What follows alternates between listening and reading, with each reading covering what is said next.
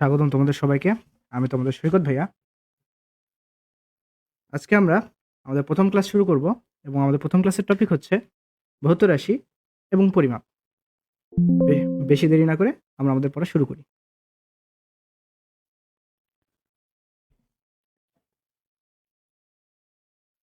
তো প্রথম অধ্যায়ের প্রথম কথাই হচ্ছে যে এখানে আমরা পদার্থবিজ্ঞান এবং ভৌত রাশি নিয়ে আলোচনা করেছি। এখানে পদার্থবিজ্ঞানটা কি? পদার্থবিজ্ঞান হলো সেই বিজ্ঞান যা শক্তি এবং বস্তুর পারস্পরিক সম্পর্ক নিয়ে কাজ করে। এর প্রধান উদ্দেশ্য দুইটা। একটা হচ্ছে প্রকৃতির রহস্য উদ্ঘাটন করা, আর একটা প্রযুক্তি তৈরি করা। প্রকৃতির রহস্য উদ্ঘাটন বলতে যে কেন আলোকরশ্মি বাঁকে বা পৃথিবী সূর্যের চারপাশে কেন ঘোরে, এটাই হচ্ছে ফিজিক্স বের করবে কেন ঘোরে। এবং প্রযুক্তি তৈরি করা যাতে এই জ্ঞান ব্যবহার করে মানুষের সুবিধা হয়, এরকম কিছু আমরা তৈরি করতে পারি। যেমন মোবাইল, বিদ্যুৎ, টেলিফোন, টিভি সব কিছু তৈরি করা ফিজিক্সের মাধ্যমেই হয়েছে। তো এখানে তোমরা দেখতে পাচ্ছ যে আলোচনা করা হয়েছে যে পদার্থবিজ্ঞানের ক্রমবিকাশ কিভাবে হয়েছে। যেমন এখানে বলা হয়েছে যে যখন প্রাচীন যুগ ছিল, তখন বিজ্ঞানীরা শুধু পর্যবেক্ষণ করত। শুধু পর্যবেক্ষণ, যেমন গ্রিকরা প্রথম স্থির বিদ্যুৎ এবং চৌম্বকত্ব লক্ষ্য করেছিলেন। যেমন এখানে কয়েকজন বিজ্ঞানীর নাম দেওয়া আছে, তারা হচ্ছে ইতিহাসে বেশ বিখ্যাত বিজ্ঞানী। যেমন বিজ্ঞানী থেলিস, উনি সূর্যগ্রহণের ভবিষ্যৎবাণী করেছিলেন এবং তিনি লোডস্টোনের চৌম্বক ধর্ম সম্পর্কে জানতেন। পিথাগোরাস, উনি জ্যামিতি এবং কম্পমানের তারের উপরে তার মৌলিক কাজ ছিল। ডেমোক্রিটাস প্রথম ধারণা দেন যে পদার্থের অবিভাজ্য একটা একক আছে, মানে অর্থাৎ কোনো একটা বস্তুকে যদি আমরা ভাঙতে থাকি এমন একটা পর্যায়ে চলে আসবে যে বস্তুটাকে আর ভাঙা যাবে না, এবং সেটাই হচ্ছে অবিভাজ্য একক। আর এটার নাম তিনি দিয়েছিলেন অ্যাটম। এবং বিজ্ঞানী অ্যারিস্টটল মাটি, পানি এবং বাতাস এবং আগুন দিয়ে যে সবকিছু তৈরি হয়েছিল সেটার তত্ত্ব দিয়েছিলেন। তারপরে আসে ক্লাসিক্যাল যুগ। ক্লাসিক্যাল যুগে গণিত এবং পরীক্ষার মাধ্যমে ফিজিক্সের বিভিন্ন নিয়ম প্রতিষ্ঠা করা হতো, যেমন গতি, বল, মহাকর্ষ এই সকল। 1543 সালে কোপার্নিকাস তার একটি বইয়ে সূর্যকেন্দ্রিক একটি সৌরজগতের ব্যাখ্যা দেন। প্রাচীনকালে অবস্থা এরকম ছিল যে ধর্মযাজকরা মনে করতেন যে পৃথিবীকে কেন্দ্র করে সকল বস্তু ঘোরে, কিন্তু কোপার্নিকাস বলে যে না, সূর্যকে কেন্দ্র করে সকল বস্তু ঘোরে। তখন ধর্মযাজকরা কি করত? এই সকল বিজ্ঞানীদেরকে ধরে হত্যা করতো বা গায়ে আগুন লাগিয়ে দিত। কিন্তু এই ধর্মযাজকদের ভয়ের কারণে যিনি অথর ছিলেন, উনি বলেন যে এটি সত্যিকারের ব্যাখ্যা নয়, এটি শুধু একটি গাণিতিক সমাধান মাত্র। কোপার্নিকাস তত্ত্বটা দেওয়ার পরে লোকচক্ষুর আড়ালে অনেকদিন পড়েছিল। পরে বিজ্ঞানী গ্যালিলিও আসেন এবং বলেন যে না, কোপার্নিকাস যা বলেছিল সেটাই সত্যি। অষ্টাদশ শতাব্দীর আগে তাপকে ভরহীন এক ধরনের তরল হিসেবে বিবেচনা করা হতো। 1798 সালে কাউন্ট রামফোর্ড দেখান তাপ এক ধরনের শক্তি এবং যান্ত্রিক শক্তিকে তাপ শক্তিতে রূপান্তর করা যায়। লর্ড কেলভিন আসলেন এবং বললেন যে 1850 সালে তাপগতিবিজ্ঞানের দুইটা গুরুত্বপূর্ণ সূত্র দিয়েছেন। তারপর 1687 খ্রিস্টাব্দে বিজ্ঞানী নিউটন বলবিদ্যার 3টি এবং মহাকর্ষ বলের কয়েকটি সূত্র প্রকাশ করেন। নিউটন লিবনিজের সাথে গণিতের নতুন একটি শাখা ক্যালকুলাস তৈরি করেছিলেন। এখানে একটা মজার গল্প হচ্ছে যে বিজ্ঞানী নিউটনকে একজন এসে জিজ্ঞেস করে যে এই একটা প্রশ্ন আছে, আপনি এটার উত্তর দিতে পারবেন কিনা। নিউটন সেটার উত্তর দিতে পারে না। তারপরে সে কী করে, সে রাতের বেলা যায় এবং পরবর্তী দিনে সে এটার উত্তর দিয়ে দেয়। তো কীভাবে উত্তরটা দিল? তো সে বলে যে আমি যখন গণিত ব্যবহার করতে গেলাম তখন দেখি যে গণিতের ওই শাখাটাই নেই যেটা দিয়ে আমি প্রশ্নের উত্তর ব্যাখ্যা করব। তো এক রাতের মধ্যে উনি ক্যালকুলাস আবিষ্কার করে ফেলেছিলেন। তো তোমরা যখন এইচএসসিতে উঠবা তখন অন্তরীকরণ এবং যোগজীকরণ নামে দুইটা অধ্যায় থাকবে, সেখানে তোমরা ক্যালকুলাসের আলোচনা দেখতে পারবা। আর 1778 সালে কোলম্বো বৈদ্যুতিক চার্জের ভেতরকার বলের জন্য সূত্র আবিষ্কার করেছিলেন। পরে আসে আধুনিক যুগ, যেটা বর্তমানে চলছে। তখন আপেক্ষিকতা এবং কোয়ান্টাম বলবিদ্যা নিয়ে আলোচনা করা হয়। যেমন 1803 সালে তোমরা কেমিস্ট্রিতে এটা পড়েছো, ডাল্টনের পারমাণবিক তত্ত্ব, থমসন, রাদারফোর্ড এদের যে পারমাণবিক তত্ত্ব সেটা তোমরা পড়েছো। এবং 1900 সালে ম্যাক্স প্ল্যাঙ্ক কোয়ান্টাম তত্ত্ব আবিষ্কার করেছিলেন। আর এটা দিয়ে পরমাণু স্থিতিশীলতা ব্যাখ্যা করা সম্ভব হয়। এগুলো সব থিওরিটিক্যাল টপিকস, এটা তোমাদের নিজেদের দেখে নিতে হবে। তাও এখানে লেখা থাকলো যাতে তোমরা এমসিকিউ আসলে অ্যান্সার করতে পারো, সেভাবে এখানে লিখে দেওয়া আছে। এবং বিজ্ঞানী প্রফেসর সত্যেন্দ্রনাথ বসু, উনি কোয়ান্টাম কাজে মানে কোয়ান্টাম বিজ্ঞানে এমন কাজ করেছিলেন যে তার অবদানের কারণে একটা মৌলিক কণার নামই রাখা হয় বোসন কণা, তার নাম অনুসারে। পরে আসেন আমাদের বিজ্ঞানী এবং সবার পরিচিত আইনস্টাইন। উনি দেন থিওরি অফ রিলেটিভিটি। আর এখান থেকেই তার সবথেকে চমকপ্রদ সূত্র চলে আসে, সেটা হচ্ছে E is equals to MC square.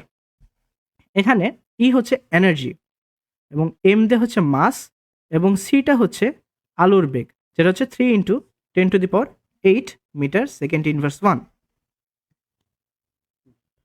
তো ধরো তোমাকে কোনো একটা বস্তু দেওয়া আছে 3 কেজি ভর, যার এই 3 কেজি ভরের বস্তুকে যদি প্রশ্ন করা হলো শক্তিতে রূপান্তরিত করা হয়, তাহলে সেটা কত এনার্জি তৈরি করে। তো তখন আমরা E is equals to MC square সূত্র অ্যাপ্লাই করব, যেখানে এম এর ভ্যালু কত, 3 কেজি, আলোর বেগ 3 × 10⁸ তার উপরে স্কোয়ার করলে যেটা অ্যান্সার আসে সেটাই আমাদের এনার্জি।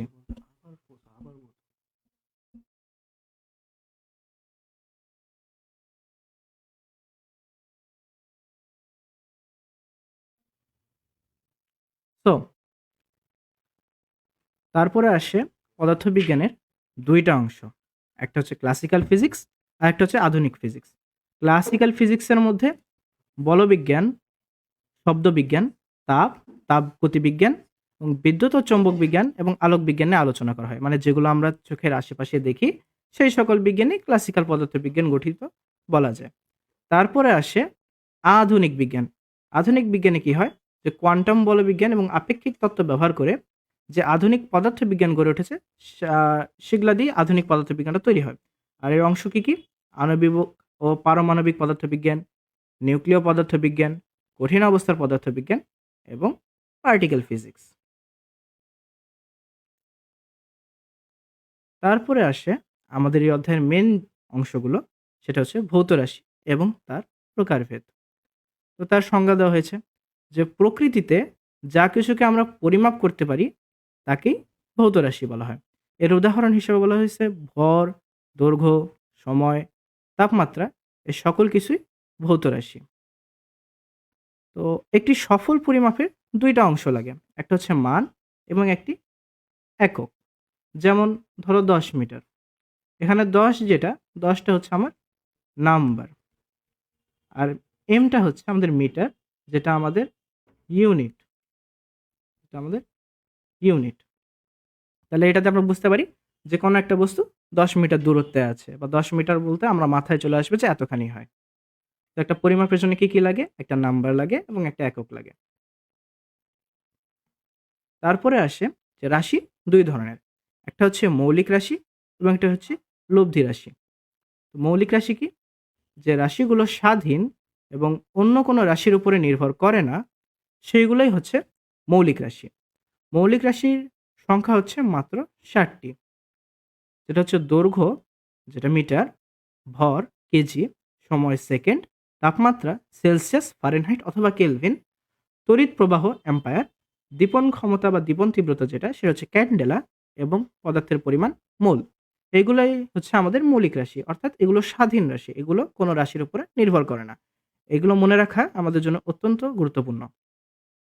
তো লব্ধ রাশিটা কি, যে রাশিগুলো এক বা একাধিক মৌলিক রাশি গুণ বা ভাগ করে তৈরি হয়, মানে এই যে 60টা মৌলিক রাশি আছে এইগুলো মিলে আরও যে রাশিগুলো তৈরি হয় সেগুলোই হচ্ছে লব্ধ রাশি।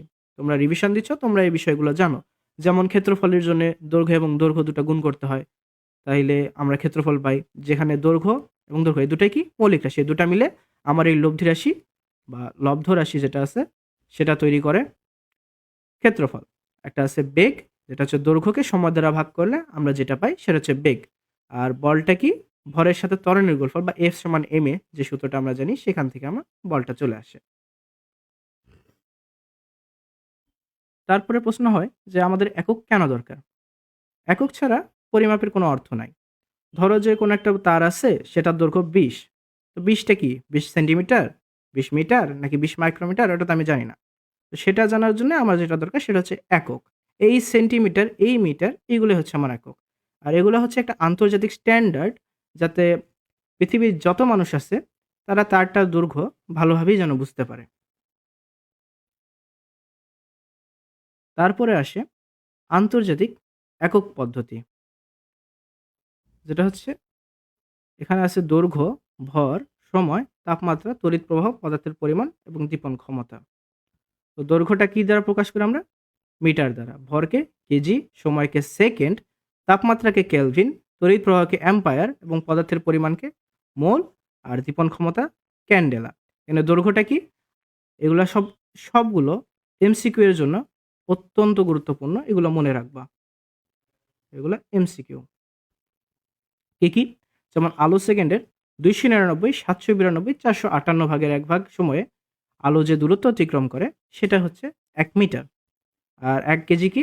যে এটি ছিল ফ্রান্সের একটি সিলিন্ডারের ভরের সমান। তবে এখন এটা প্রাকৃতিক ধ্রুবক প্ল্যাঙ্ক কনস্ট্যান্টের সংজ্ঞা দেওয়া হয়। তবে আমরা মনে রাখি যে ফ্রান্সের একটা সিলিন্ডার ছিল, সেটার অনুযায়ী আমরা 1 কেজি ধরে রেখেছি। সময় কি? এটা হচ্ছে সিজিয়াম 133 যে পরমাণুটা আছে, মনে রাখবা আইসোটোপ কি? সিজিয়াম 133। এইটার 9, 192, 631, 770টি পূর্ণ স্পন্দন দিতে যে সময় লাগছে সেটাই হচ্ছে 1 সেকেন্ড। তাপমাত্রা কি? জলের ক্রোধ বিন্দুর তাপমাত্রার 1 ভাগের 273 ভাগ। আর এটা পরম শূন্য থেকে শুরু হয়। পরম শূন্য বলতে বোঝায় 0 কেলভিন। তড়িৎ প্রবাহটা কি? তড়িৎ প্রবাহ হচ্ছে শূন্যস্থানে রাখা দুটি অসীম দৈর্ঘ্যের সমান্তরাল তারের মধ্যে নির্দিষ্ট বলের ভিত্তিতে এটা সংখ্যাটা দেওয়া হয়। এই তড়িৎ প্রবাহ সম্পর্কে তোমরা একাদশ অধ্যায়ে পড়া থাকার কথা ছিল, তবে তোমাদের একাদশ অধ্যায় নেই, তোমাদের আছে দশম অধ্যায় স্থির তড়িৎ। তো তড়িৎ প্রবাহের সংজ্ঞা তোমাদের এখন প্রয়োজন নেই। পরে আসে মোল, যেটা তোমরা কেমিস্ট্রি যেহেতু পড়েছো তোমরা জানোই যে মোল মানে কি, যে 6.022 ইন্টু 10⁻23 টিকোনা। এবং দীপন ক্ষমতা কি? ক্যান্ডেলা। এটা হচ্ছে আলোর তীব্রতা মাপার একটি একক। আর এটা একটি নির্দিষ্ট ফ্রিকোয়েন্সিতে আলোর বিকিরণের ভিত্তিতে এটার সংজ্ঞা দেওয়া হয়। পরে আসে উপসর্গ বা গুণিতক। এগুলা কি? মেইনলি যেকোনো একটা ছোট সংখ্যা বা বড় সংখ্যাকে ভালোভাবে লেখার জন্য বিজ্ঞানীরা কিছু সংখ্যা ব্যবহার করে, যেগুলো একটা সংখ্যার পেছনে গুণ হিসেবে রাখলে আমি বুঝতে পারি যে হ্যাঁ, সংখ্যাটা এত বড় বা এত ছোট। যেমন এখানে ইম্পর্টেন্ট যেগুলো সেটা হচ্ছে এই কিলো থেকে শুরু করে পেটা পর্যন্ত। কিলো বলতে যে 10⁻³ বোঝায়, মেগা 10⁻6, গিগা 10⁻9, টেরা 10⁻12 এবং পেটা 10⁻15। এটা আমাদের মাথার আগালে রাখতে হবে। যেমন কেউ যদি বলে 10 মেগা মানে কি? 10 মেগা শুনলেই আমাদের বুঝতে পারতে হবে যে এটা বলতে বোঝায় 10 ইন্টু 10⁶ ইউনিট। এখন ইউনিট যে কোনো কিছু হতে পারে, সেটা কেজিও হতে পারে, আবার মাইক্রোমিটারও হতে পারে। তারপরে আসে এই যে ইনভার্সের সংখ্যাগুলা। ইনভার্সের সংখ্যা বলতে এই সেন্টি থেকে ফেমটো পর্যন্ত খুবই ইম্পর্টেন্ট। যেমন সেন্টি বলতে 10⁻², মিলি বলতে 10⁻3, মাইক্রো বলতে 10⁻6, ন্যানো 10⁻9, পিকো 10⁻12 বোঝায়। এগুলো আমাদের জানতে হবে। এখানকার মধ্যে সবথেকে ইম্পর্টেন্ট হচ্ছে এই মাইক্রো থেকে শুরু করে পিকো পর্যন্ত, এবং এই মিলিটাও ইম্পর্টেন্ট। এদের উপরে আমি স্টার দিয়ে দিচ্ছি। এগুলো আমাদের মাথায় রাখতেই হবে যে 10⁻6 বলতে মাইক্রো, 10⁻9 বলতে ন্যানো। এই দুটা তোমাদের অনেক বেশি দরকার। তারপরে আসে ডাইমেনশন। একটা রাশিতে বিভিন্ন মৌলিক রাশি কোন সূচকে বা কোন পাওয়ারে আছে সেটাই হচ্ছে তার মাত্রা। যেমন একটি ভর যেটা আছে, ভরের ডাইমেনশনটা কি? ভরের মাত্রা হচ্ছে এম, দৈর্ঘ্যের মাত্রা এল, সময়ের মাত্রা টি, তড়িৎ প্রবাহের মাত্রা আই, তাপমাত্রার মাত্রা হচ্ছে কেলভিন, দীপন ক্ষমতার মাত্রা হচ্ছে ক্যান্ডেলা বা সিডি, এবং পদার্থের পরিমাণ মোল। তো এখন বেগের মাত্রা যদি আমরা বের করি, বেগ মানে আমরা কি জানি? বেগ মানে আমরা জানি যে দূরত্বটা অতিক্রম করছি সেটাকে সময় সাপেক্ষে ভাগ দিব, অর্থাৎ s/t। এস হচ্ছে দৈর্ঘ্য। দৈর্ঘ্যর মাত্রা কত? দৈর্ঘ্যর মাত্রা দেখি এল। এল। টিটা কি? টাইম। টাইমের মাত্রা কত? টাইমের মাত্রা হচ্ছে টি। তাহলে l/t এটাকে আমরা লিখতে পারি lt ইনভার্স 1। তাহলে আমাদের বেগের মাত্রা কত? আমাদের বেগের মাত্রা lt ইনভার্স 1। এগুলো এমসিকিউতে আসে যে কোনো একটা তোমার বেগ দিয়ে দিবে বা ত্বরণ দিয়ে দিবে, কোনো একটা রাশি দিয়ে দিবে, সেটার মাত্রা তোমাদের বের করতে হবে। তারপর ত্বরণ যেটা এ, ত্বরণ বলতে আমরা জানি a is equals to v minus U by T. উপরে কি? দুটাই হচ্ছে আমার বেগ, মানে lt inverse 1 minus lt inverse 1। কোনো আর টিটা হচ্ছে সময়, টাইম টি। তো কোনো রাশিদের যখন মাত্রার মধ্যে বিয়োগ হবে তখন এইটা এমন হবে না যে LT inverse 1 minus LT inverse 1 সমান 0 হয়ে গেছে। না, তাদের মাত্রা বা রাশি যেহেতু একই, তার মানে তারা সেই সেম রাশিটাই থাকবে। এলটি ইনভার্স 1 বাই টি বিয়োগফল হয় সংখ্যার মধ্যে এবং রাশি রাশির মতোই থাকে।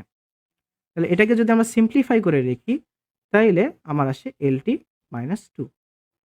তাহলে আমার ত্বরণের মাত্রা কত? আমার ত্বরণের মাত্রা হচ্ছে এলটি ইনভার্স 2।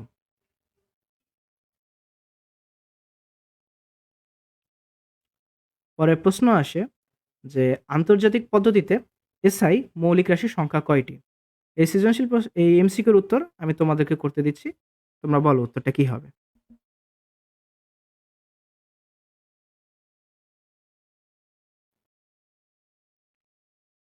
তারপরে আসে নির্ভুলতা ত্রুটি।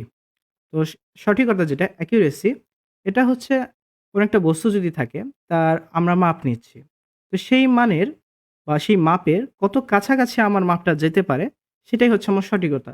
ধরি যে আমার কোনো একটা বস্তুর দৈর্ঘ্য 10.1 সেন্টিমিটার। আমি মাপলাম 10 সেন্টিমিটার। তাহলে আমি কত কাছে গেলাম?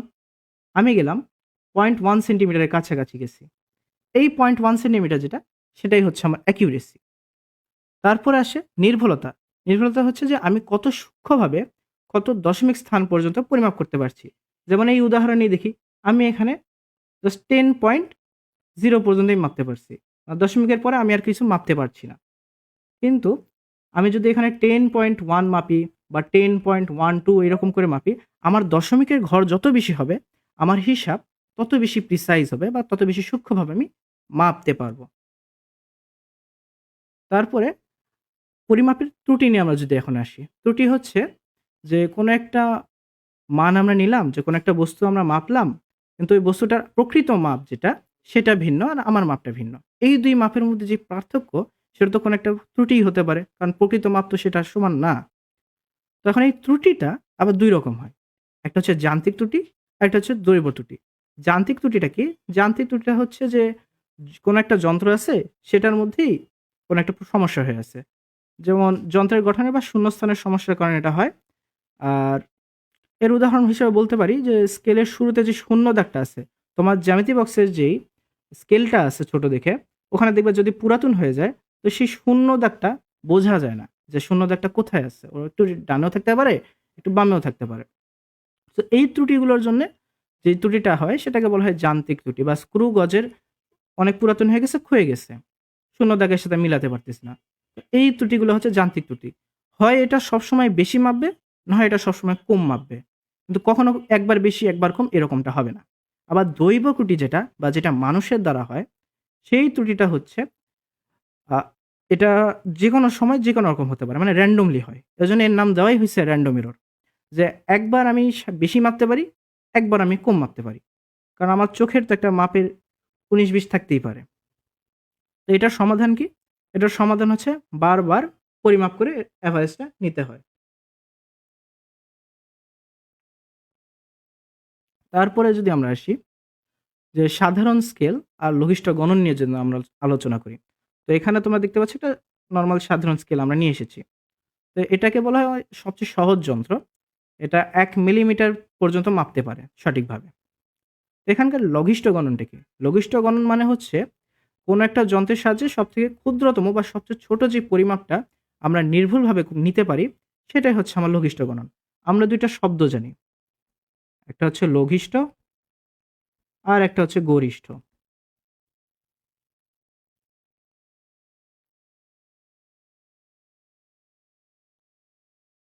তো লঘিষ্ঠটা কি? লঘিষ্ঠ মানে আমরা জানি, লঘিষ্ঠ মানে হচ্ছে ছোট। তো এই ছোটই হচ্ছে মানে ছোট বলতে থেকেই আমরা বুঝবো যেটা ক্ষুদ্র একটা মাপ হবে। ওকে। তোমরা কি সব আমার কথা স্পষ্ট শুনতে পাচ্ছ? একটু জানাও।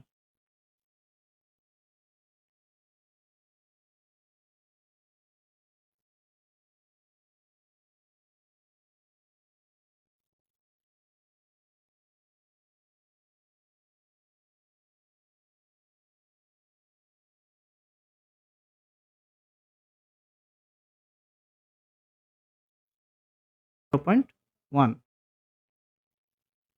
তো এই 0.1টাই হচ্ছে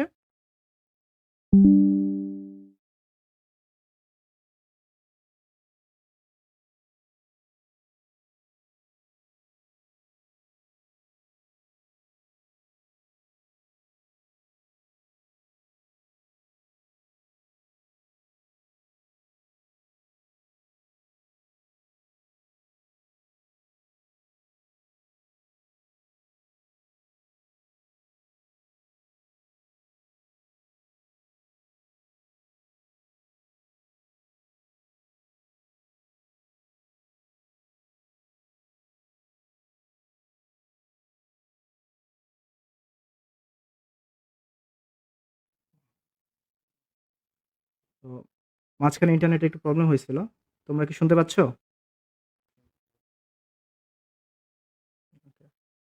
মাহিন আহমেদ, ধন্যবাদ তোমাকে। তো এখন আমরা আলোচনা করব ভার্নিয়ার স্কেল নিয়ে। তো ভার্নিয়ার স্কেলটা কি? এই স্কেলটা দিয়ে আমরা যে সাধারণ স্কেলটা থাকে তার থেকেও সূক্ষ্মভাবে দৈর্ঘ্য, গোল বস্তুর ব্যাস বা যেকোনো বস্তুর গভীরতা মাপতে পারি। তো এটার নীতিটাই হচ্ছে যে ভাগ সংখ্যাটা আছে সেটা ভার্নিয়ার সাধারণ স্কেলের থেকে সামান্য ছোট। এখানে আমাদের একটা ইম্পর্টেন্ট টার্ম আছে, ভার্নিয়ার কনস্ট্যান্ট, ভিসি। তো এটা হচ্ছে প্রধান স্কেলের ক্ষুদ্রতম ভাগ এবং ভার্নিয়ার স্কেলের ভাগ সংখ্যার অনুপাত। আর এটাই হচ্ছে ভার্নিয়ার স্কেলের লঘিষ্ঠ গণন অর্থাৎ লিস্ট কাউন্ট বা এলসি। লঘিষ্ঠ গণন বা এলসি এটাকে কি বলা হয়? Least count. তো এই সূত্রটা অনেক বেশি important. VC is equals to S by V, যেখানে এসটা কি প্রধান স্কেলের ক্ষুদ্রতম ভাগ আর ভিটা হচ্ছে ভার্নিয়ার স্কেলের ভাগ সংখ্যা। আরও একটা ইকুয়েশন আছে, আছে 1 minus M divided by N, যেখানে এমটা কি ভার্নিয়ার স্কেলের ভাগ সংখ্যা আর এনটা হচ্ছে প্রধান স্কেলের ভাগ সংখ্যা। আর এদের পরিমাপ নির্ণয়ের সূত্র হচ্ছে L is equals to M plus V into VC minus plus minus C. যদি কোনো ত্রুটি দেওয়া থাকে সেখানে প্লাস মাইনাস সেট করে এই ত্রুটিটা বসাই দিতে হবে। তো এমটা কি এখানে? এমটা হচ্ছে প্রধান স্কেলের পার্ট, ভিটা ভার্নিয়ার সমাপতন, ভিসিটা ভার্নিয়ার ধ্রুবক এবং ইটা হচ্ছে ত্রুটি। তো আমরা যে আমাদের কাছে যদি প্রধান স্কেলের পার্ট থাকে, ভার্নিয়ার সমাপতন থাকে এবং ভার্নিয়ার ধ্রুবক থাকে, তাহলে আমরা যে কোনো বস্তুর দৈর্ঘ্য অথবা ব্যাস নির্ণয় করতে পারবো। এরকম কোয়েশ্চেন সিকিউতে অনেক আসে, আর সামনেও আমরা সলভ করব। তো সেখানেই তোমরা দেখতে পারবা যে এগুলো দরকার আছে। তারপরে চলে আসে স্ক্রু গজ। স্ক্রু গজটা হচ্ছে আমরা খুব পাতলা জিনিস মাপার জন্য ব্যবহার করি, যেমন সূক্ষ্ম একটা তার, সেই তারের ব্যাস কত বা কাগজের পুরুত্ব কত, সেটা মাপার জন্য আমরা স্ক্রু গজটা ব্যবহার করি। আর এইটা ভার্নিয়ার স্কেলের থেকেও সূক্ষ্মভাবে আমাদের যে কোনো একটা মাপ দিতে পারে। আর এটা লঘিষ্ঠ গণন নির্ণয় যদি করতে যাই, তাহলে আমাদের এই সূত্রটা অ্যাপ্লাই হয়, পিচ ডিভাইডেড বাই বৃত্তাকার স্কেলের ভাগ সংখ্যা। এটাকে এন দ্বারা প্রকাশ করা হয়। পিচটা কি? পিচটা হচ্ছে বৃত্তাকার স্কেল একবার ঘোরালে রৈখিক স্কেল বরাবর যে দূরত্ব অতিক্রম করে সেটাই হচ্ছে পিচ।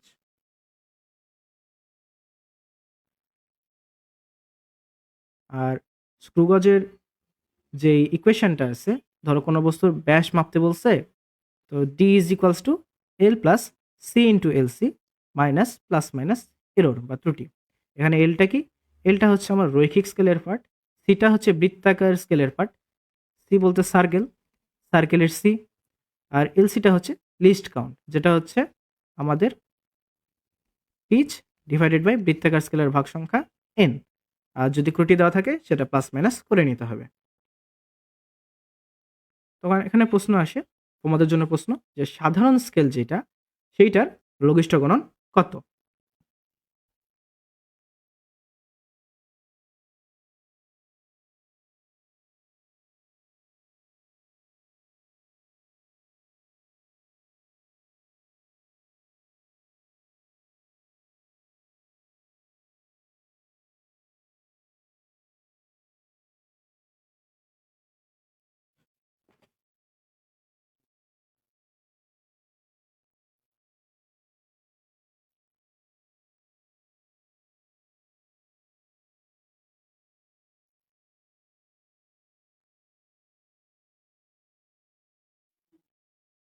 12 - 11.9 সমান সমান 0.1 সেন্টিমিটার। এটা আমার এরর। তাইলে আমার আপেক্ষিক ত্রুটি কত হবে? চূড়ান্ত ত্রুটি যেটা 0.1 সেন্টিমিটার এরর ডিভাইডেড বাই আমি কত মাপছি? 11.9 সেন্টিমিটার। এটা যদি আমি ভাগ করি তাহলে আমার আপেক্ষিক ত্রুটিটা বের হয়ে আসবে। এখন প্রশ্ন আছে শতকরা ত্রুটি। এই শতকরা ত্রুটিটা কি? এই শতকরা ত্রুটি কিছুই না। এটা হচ্ছে আপেক্ষিক ত্রুটিকে যদি আমি 100 দিয়ে গুণ করি তাহলে যেটা আসে সেটাই আমার শতকরা ত্রুটি। যেখানে আপেক্ষিক ত্রুটিটা কি? চূড়ান্ত ত্রুটি ডিভাইডেড বাই পরিমাপকৃত ত্রুটি, এবং চূড়ান্ত ত্রুটি কি? প্রকৃত ত্রুটি বিয়োগ আমি যেটা পরিমাপ করছি সেইটা। তো এখানে ত্রুটির কিছু একটা ধর্ম আছে। ধর্মটা হচ্ছে যে যখন একাধিক পরিমাপ করব আর তাদের মধ্যে যখন গুণ বা ভাগ হবে তখন শতকরা ত্রুটিগুলো যোগ হয়ে যাবে। যেমন ধরো কোনো একটা মানুষ, ধরো আমি কোনো একটা বস্তুর দৈর্ঘ্য মাপতে 10% ভুল করছি, তাহলে সম্ভাবনা আছে যে প্রস্থ মাপতেও আমি 10% ভুল করব। তাহলে আমার টোটাল ভুলটা কত হবে? টোটাল ভুল হবে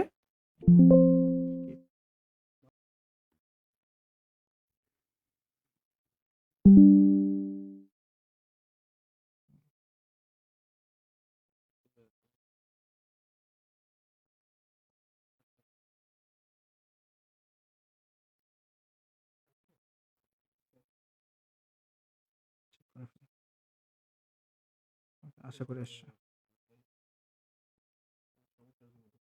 ওকে, সাময়িক সমস্যার জন্য দুঃখিত এখানে। আচ্ছা, আমরা আমাদের ক্লাসে ফেরত আসি। প্রশ্নটা হচ্ছে যে একটা ভার্নিয়ার ক্যালিপার্স দ্বারা, এখানে ভার্নিয়ার ক্যালিপার্সের জায়গায় স্লাইড ক্যালিপার্সও বলা থাকতে পারে, দুটো একই, দ্বারা একটি বস্তুর ব্যাস পরিমাপ করা হলো। এ সময় ভার্নিয়ার স্কেলের 19তম দাগ প্রধান স্কেলের 2.96 সেন্টিমিটার দাগের সঙ্গে মিলে গেল। ভার্নিয়ার স্কেলের 20টি দাগ প্রধান স্কেলের 19টি দাগের সমান। আমাদের প্রথম প্রশ্ন হচ্ছে ভার্নিয়ার ধ্রুবক নির্ণয় করো। আচ্ছা, ভার্নিয়ার ধ্রুবক এটা হচ্ছে আমাদের VC. VC is equals two আমরা জানি 1 মাইনাস এম বাই এন, যেখানে আমার এমটা কি? এমটা হচ্ছে প্রধান স্কেলের ভাগ সংখ্যা, অর্থাৎ 1 মাইনাস প্রধান স্কেলের ভাগ সংখ্যা 19, এবং এনটা কি? ভার্নিয়ার স্কেলের দাগ সংখ্যা, যেটা হচ্ছে 20। এটা যদি আমি হিসাব করি তাহলে আমার ভার্নিয়ার স্কেলের ভ্যালু আসে ভিসি 0.05। এটা হচ্ছে ক নম্বর। তারপর খ নম্বরে বলা হয়েছে বস্তুর ব্যাস নির্ণয় করো। ভেরি গুড মাহিন আহমেদ, উত্তর সঠিক দিয়েছ। তাহলে বস্তুর ব্যাস এখন আমাদের নির্ণয় করতে হবে। তো বস্তুর ব্যাস নির্ণয়ের জন্য আমরা ইকুয়েশন জানি L is equals to M plus V into VC, যেখানে এমটা হচ্ছে আমাদের স্কেল দিয়ে যেটা মাপছি 2.96। তো এখানে একটা শুভঙ্করের ফাঁকি আছে। শুভঙ্করের ফাঁকিটা হচ্ছে যে এখানে বলেই দিছে ভার্নিয়ার স্কেলের 19তম দাগ প্রধান স্কেলের 2.96 সেন্টিমিটারের সাথে মিলে গেছে। তার মানে কি জানো? আমার বস্তুর ব্যাসটা একদম যেহেতু কাটাই কাটাই মিলে গেছে, তার মানে বস্তুর ব্যাসটা 2.96 সেন্টিমিটারই হবে। এখানে কিন্তু প্রধান স্কেলের দাগের সাথে মিলছে, প্রধান স্কেলের পার্ট কত হয়েছে সেটা বলা নাই। সেটা যদি আমরা বের করতে চাই তাহলে আমাদের দেখতে হবে যে প্রধান স্কেলটা কত দূর পর্যন্ত গেছে। তো তাহলে কি করতে হবে? এই 2.96 এর সাথে এটা কিন্তু আমার ভার্নিয়ার স্কেল সহ মাপ। তাহলে প্রধান স্কেলের মাপ আনতে হলে আমার মাইনাস ভি ইন্টু ভিসি করতে হবে। তাহলে 2.96 মাইনাস ভি ইন্টু ভিসি। আর তাহলে যদি আমি এখানে মান বসাই দিই এম প্লাস ভি, এম মানে কি?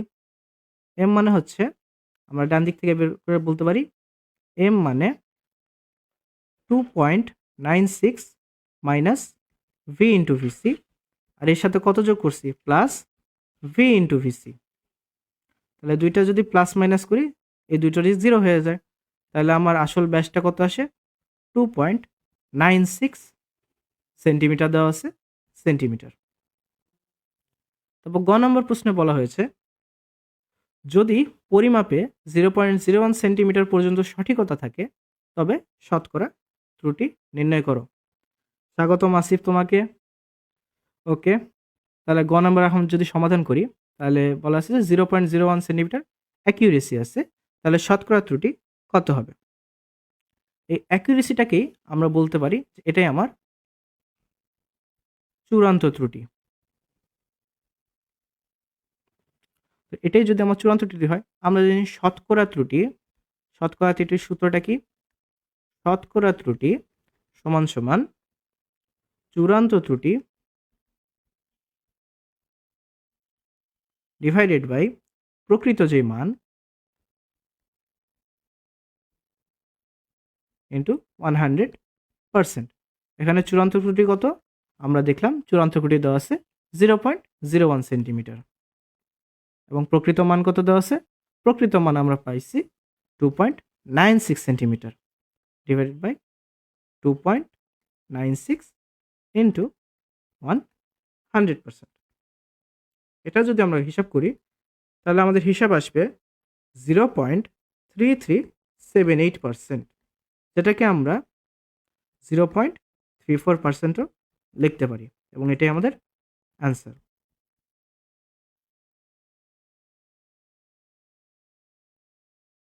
আমরা পরবর্তী প্রশ্নে যদি আসি, পরবর্তী প্রশ্ন হচ্ছে একটি স্ক্রু গেজের লঘিষ্ঠ ধ্রুবক 0.01 মিলিমিটার।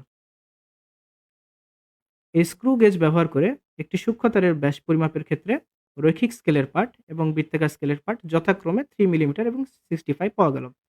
এখানে যথাক্রম বলতে কি বোঝাচ্ছে? যথাক্রম মানে হচ্ছে এই যে রৈখিক এবং বৃত্তাকার স্কেল দিছে, তারই পরপর যে ভ্যালুগুলো দেওয়া থাকবে সেটা একটা আরেকটার সাথে মিলবে। মানে রৈখিক স্কেলের পার্ট কত? 3 মিলিমিটার, বৃত্তাকার স্কেলের পার্ট 65। তাহলে এই স্ক্রু গজের কোনো যান্ত্রিক ত্রুটি নেই। তারটার দৈর্ঘ্য 10 মিটার এবং ইয়াং এর গুণাঙ্ক 200 নিউটন পার মিটার স্কয়ার। আমার প্রশ্ন হচ্ছে তারটির প্রস্থচ্ছেদের ক্ষেত্রফল নির্ণয় করো।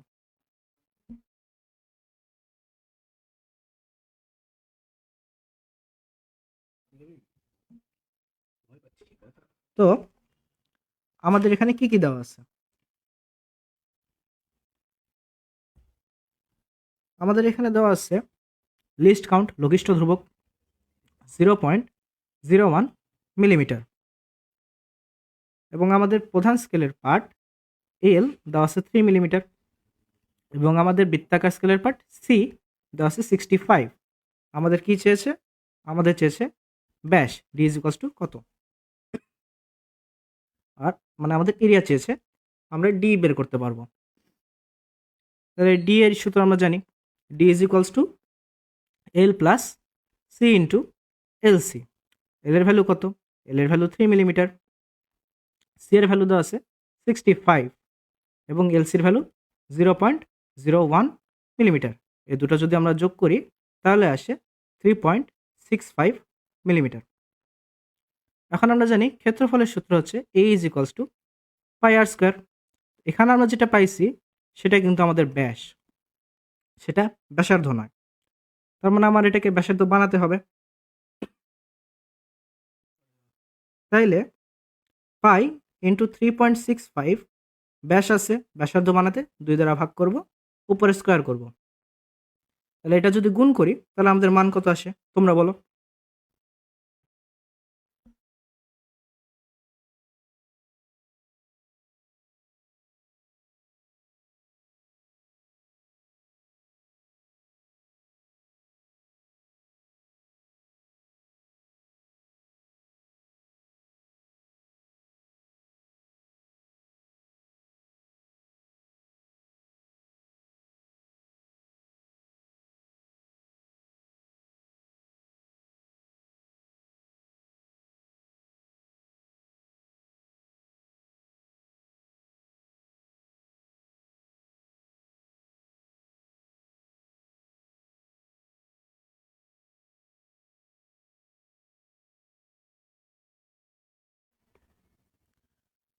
মান আসে 10.46 মিলিমিটার স্কোয়ার। এটাই আমাদের কোশ্চেনের অ্যান্সার।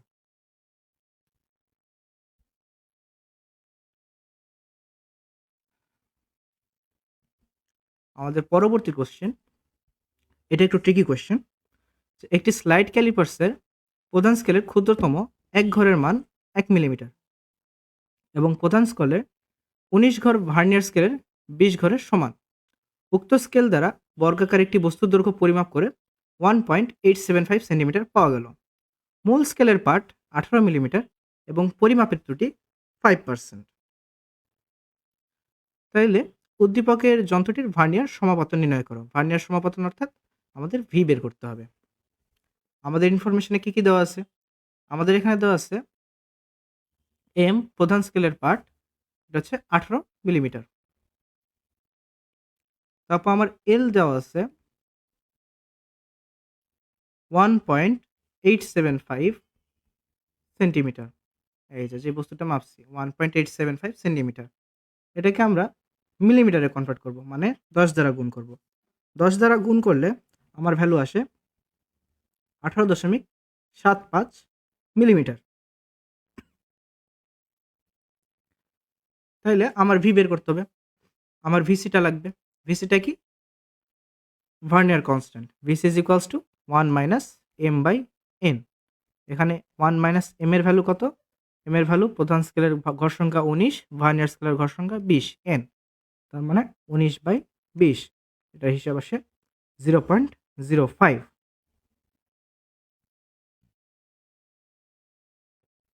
তারপরে আমাদের বের করতে হবে ভি। আমাদের V is equals to what? Vernier সমাপতন বের করতে হবে। আমরা জানি L is equals to M plus V into VC. L এর ভ্যালু কত? এল এর ভ্যালু আমরা জানি 18.75 ইজ ইকুয়ালস টু এম এর ভ্যালু কত? 18। ভি এর ভ্যালু বের করতে হবে এবং ভিসি এর ভ্যালু আমরা পাইছি 0.05।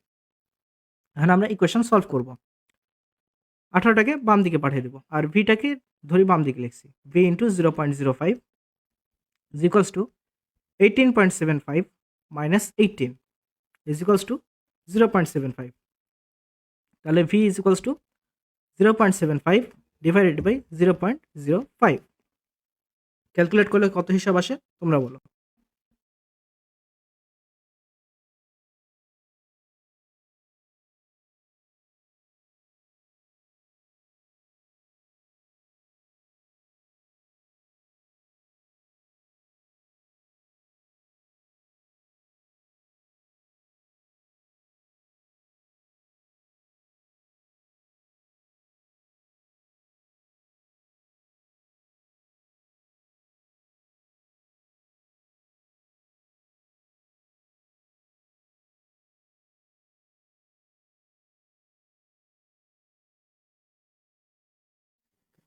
ক্যালকুলেটর দিয়ে হিসাব করলে মান আসে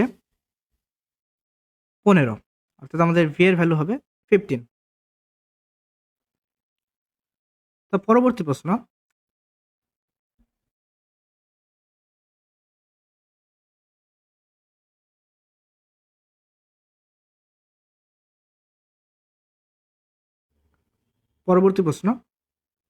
বর্গাকার বস্তুটির ক্ষেত্রফল নির্ণয়ে কত শতাংশ ত্রুটি হতে পারে গাণিতিকভাবে বিশ্লেষণ করো। তাহলে আমরা যদি আসি, আমরা আগে বের করব যে আমার বস্তুটার ক্ষেত্রফলটা কত। আমাদের দেওয়া আছে বস্তুটা দৈর্ঘ্য 1.875 সেন্টিমিটার। তাইলে এর ক্ষেত্রফল হবে দৈর্ঘ্য স্কোয়ার 1.875 হোল স্কোয়ার। স্কোয়ার করলে আসে 3.515 সেন্টিমিটার স্কোয়ার। আমার এরর কত দেওয়া আছে? আমার এরর দেওয়া আছে 5%। এখন এটা বেশিও হতে পারে, কমও হতে পারে, প্লাস মাইনাস।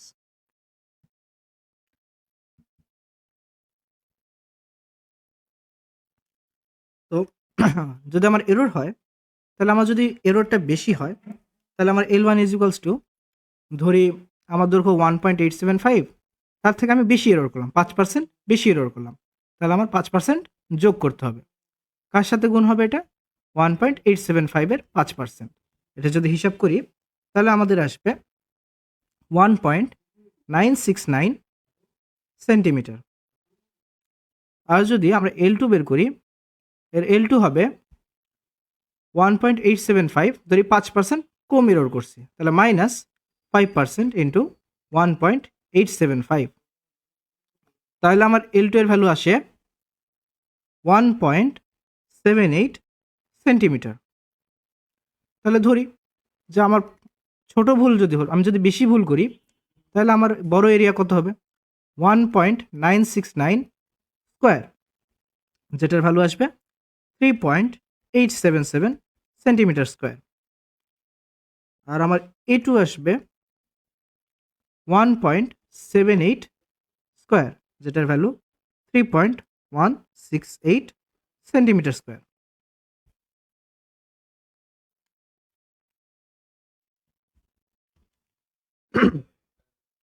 তাহলে আমরা ত্রুটিটা কীরকম হয়? আমার যদি ভ্যালুটা 5% বেশি হয় তাহলে আমার মেন ত্রুটিটা হবে অ্যাবসলিউট ভ্যালু ধরি। A1 এর জন্য আমার ত্রুটিটা কত? A1 এর জন্য আমার ত্রুটিটা হবে 3.877 মাইনাস 3.515 লেখা আছে, 52 ধরলাম। এটা যদি ভ্যালু করি তাহলে আসে 0.357 সেন্টিমিটার স্কোয়ার।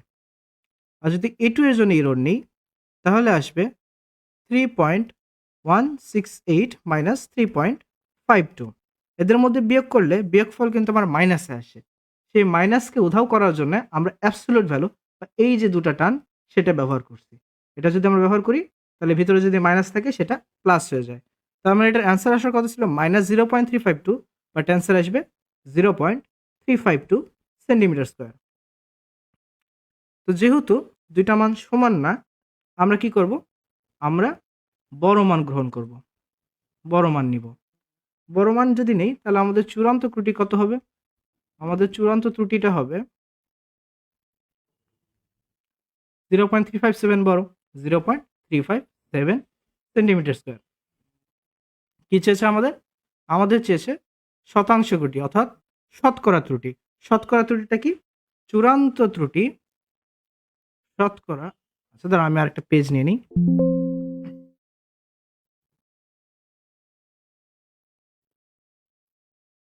ওকে,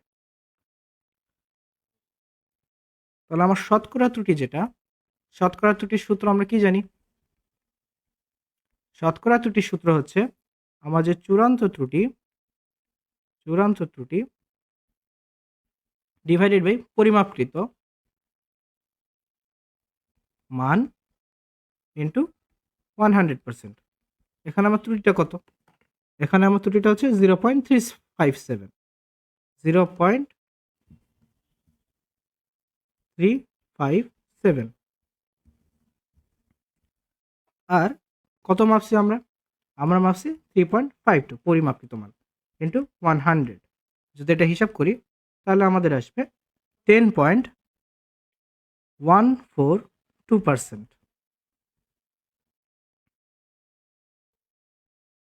এটা আমাদের শতকরা ত্রুটি। এখন আমরা কিছু বোর্ড কোয়েশ্চেন সলভ করব। বোর্ড এমসিকিউ এর প্রথম প্রশ্ন হচ্ছে যে কোন রাশির মাত্রা একই? এখানে আমরা সবার আগে অ্যানালাইজ করব যে এখানে কোন কোন রাশির কথা বলা হয়েছে। এখানে কাজ, কর্মদক্ষতা, কাজ ক্ষমতা, কাজ শক্তি, ক্ষমতা শক্তি। মানে এখানে আমি কাজ দেখতে পাচ্ছি একটা, কর্মদক্ষতা দেখতে পাচ্ছি একটা, ক্ষমতা দেখতে পাচ্ছি একটা, শক্তি দেখতে পাচ্ছি একটা। তার মানে 4টা ভিন্ন রাশি রয়েছে। আমাকে 4টা ভিন্ন রাশির 4টা মাত্রা নিয়ে চিন্তা করতে হবে। এখানে সবথেকে বেশি ব্যবহার করা হয়েছে কাজ। তার মানে কাজের মাত্রা আমার চিন্তা করতেই হবে। তো কাজ যেটা আছে, কাজ WG equals to mgh। M হচ্ছে মাস, যেটার ডাইমেনশন আমরা এম লিখি। জি হচ্ছে ত্বরণ, যেটা আমরা লিখি LT ইনভার্স 2। আর এইচটা যেটা, সেটা হচ্ছে আমার হাইট, যেটাকে আমরা এল দ্বারা প্রকাশ করি। তার মানে কাজের মাত্রা দাঁড়াচ্ছে ml স্কোয়ার টি ইনভার্স 2। কর্মদক্ষতাটা কি? কর্মদক্ষতা যেটা, সেটা হচ্ছে আমার eta is equals to P by P naught into 100%। এখানে যদি লক্ষ্য করি এটা হচ্ছে দুইটা ক্ষমতার রেশিও। তার মানে কর্মদক্ষতার কোনো একক নেই, মানে ওর কোনো ডাইমেনশনও নাই। তাহলে কাজ আর কর্মদক্ষতা সেম না, তাহলে এ আমার হবে না। কাজ এবং ক্ষমতা, ঠিক আছে, ক্ষমতার আমার ডাইমেনশন কত হবে? ক্ষমতা আমরা জানি P is equals to W by T. W যেটা, সেটা হচ্ছে কাজ, কাজের ডাইমেনশন তো আমরা বের করলামই, এটা হচ্ছে ml স্কোয়ার টি ইনভার্স 2। যেহেতু এদের মধ্যে হিসাব করতে হচ্ছে আমার, হিসাব করা মানেই হচ্ছে তারা তো অবশ্যই একই মাত্রা হবে না। এর মাত্রা কত হচ্ছে ml² T−3। আমার কোথায় T−2 কোথায় T−3 দুইটা আলাদা, তাহলে কাজ এবং ক্ষমতা সমান রাশির হচ্ছে না। মানে শক্তিটা কি? শক্তি আমরা জানি দুই রকম হয়, এক বিভব শক্তি আর একটা গতিশক্তি। আমরা বিভব শক্তি নিয়ে কাজ করি। বিভব শক্তি EP = mgh। এখানে একটা মজার ঘটনা ঘটে, এই যে বিভব শক্তির mgh আর কাজের mgh দুটাই কিন্তু সেম। তার মানে কি তাদের মাত্রাও সেম হবে, ml² T−2। তার মানে একের সি হবে সঠিক উত্তর। আমরা ডিটাও চেক করে দেখি যে ক্ষমতা এবং শক্তি কি সেম কিনা। ক্ষমতা P,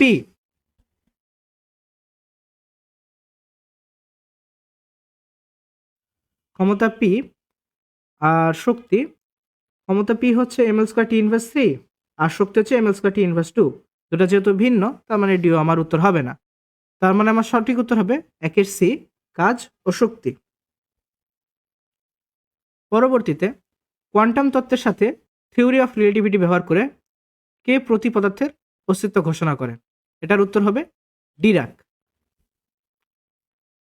পরবর্তী বোর্ড কোশ্চেন, একটি স্ক্রু গজের স্ক্রুর পিচ 0.5 মিলিমিটার, আমাকে কি দিয়েছে?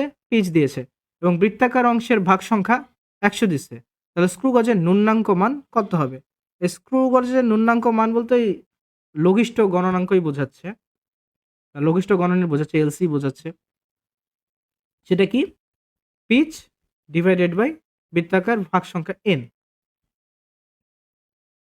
পিচ আমার কত? 0.5, আমার n এর ভ্যালু দিচ্ছে 100। যদি আমি ভাগ করি তাহলে আসে 0.005 মিলিমিটার। তার মানে আমার সঠিক উত্তর হবে, ও সরি,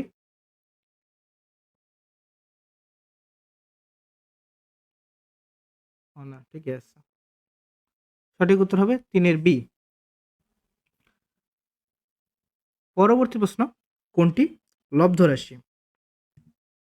লব্ধ রাশি হচ্ছে যেগুলো মৌলিক রাশি নয়। এখানে কি কি অপশন আছে? একটা তাপ, একটা পদার্থের পরিমাণ, একটা তড়িৎ প্রবাহ, আর একটা হচ্ছে দীপন তীব্রতা। তো আমরা জানি যে চারটাই তো মৌলিক রাশি হওয়ার কথা, কিন্তু এখানে একটা বিষয় আছে, মৌলিক রাশির মধ্যে তাপমাত্রা আছে, তাপ নেই। তোমার বুঝতে হবে তাপ এবং তাপমাত্রার মধ্যে পার্থক্য কি। তাপমাত্রা হচ্ছে একটা বস্তুর তাপ কত সেটার পরিমাপ, আর তাপটা কি? তাপ হচ্ছে একটা বস্তুর ভিতরে কত শক্তি আছে, সেটাই হচ্ছে তাপ। তাপমাত্রা আমার মৌলিক রাশির মধ্যে পড়ে এবং তাপ আমার লব্ধ রাশির মধ্যে পড়ে। চারের এই হবে সঠিক উত্তর। পরবর্তী প্রশ্ন, 1 ন্যানোমিটার কত গুণ? আমরা জানি 1 ন্যানোমিটার সমান 10⁻৯। 5-এর এই হবে সঠিক উত্তর। পরবর্তী প্রশ্ন, আপেক্ষিক ত্রুটি সমান কি? এখানে হচ্ছে পরম ত্রুটি ইন্টু 2, না আপেক্ষিক ত্রুটি তো চূড়ান্ত ত্রুটির মান ডিভাইড বাই পরিমাপকৃত মান। এটাই সঠিক অ্যান্সার। 6-এর বি হবে সঠিক উত্তর।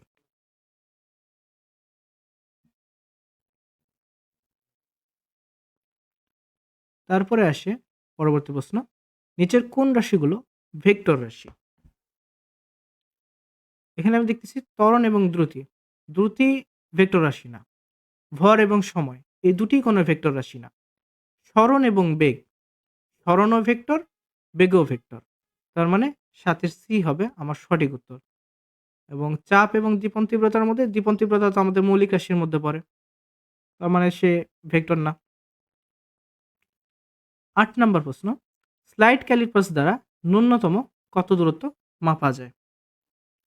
স্লাইড ক্যালিপার্স দ্বারা আমরা ন্যূনতম তত দূরত্বই মাপতে পারবো যতদূর পর্যন্ত আমার ভার্নিয়ার ধ্রুবক কাজ করবে। পরের প্রশ্ন, স্লাইড ক্যালিপার্সের ভার্নিয়ার স্কেলের মোট সংখ্যা যদি 20 হয়, 5 ঘরের দৈর্ঘ্য কত? তাইলে আমার এখানে হিসাব করতে হবে, মোট ভাগ সংখ্যা দেওয়া আছে আমার 20 আর আমার লাগবে 5 ঘর। তার মানে আমি 5/20 যদি করি এবং অ্যান্সার যেহেতু আমার মিলিমিটারে আছে, তাহলে আমি 1 মিলিমিটার দ্বারা গুণ করব। তাহলে আমার অ্যান্সার আসে 0.25 মিলিমিটার। যদি মিলিমিটারে না থাকতো, সেন্টিমিটারে থাকতো, তাহলে আমি এখানে 0.1 গুণ করতাম। কত গুণ করতাম? 0.1, তাহলে সেন্টিমিটারে অ্যান্সার আসতো। তার মানে আমার উত্তরটা কত হচ্ছে? 9-এর বি, 0.25 মিলিমিটার। পরবর্তী প্রশ্ন, 2 মিলিমিটার পিচ বিশিষ্ট স্ক্রু গজের ন্যূনাঙ্ক 0.002 সেন্টিমিটার হলে বৃত্তাকার স্কেলের ভাগ সংখ্যা কত? তাহলে আমরা জানি 0.002 ইজ ইকুয়ালস টু 2 মিলিমিটার দিয়ে দিছে, তার মানে 2 into 10 inverse 1 centimetre divided by N. এটা কি চেনা চেনা লাগে? অবশ্যই, এটা হচ্ছে আমাদের ওই বৃত্তাকার স্কেলের যে পিচ ডিভাইডেড বাই এন সেই সূত্রটা। এটা যদি আমরা অ্যাপ্লাই করি তাহলে আমরা এখন সলভ করব। N is equals to 2 into 10 inverse 1 divided by 0.002। আমার ভ্যালু আসছে N is equals to 10 square. এটা হচ্ছে কোন ইকুয়েশনটা ছিল? গুণাঙ্ক সমান সমান পিচ ভাগ এন।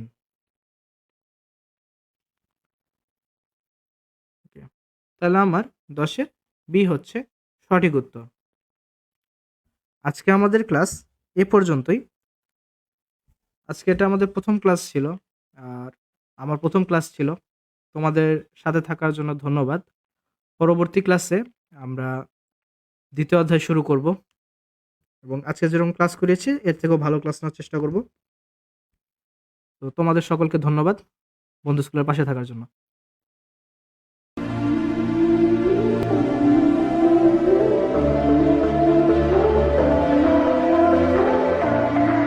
আল্লাহ হাফেজ।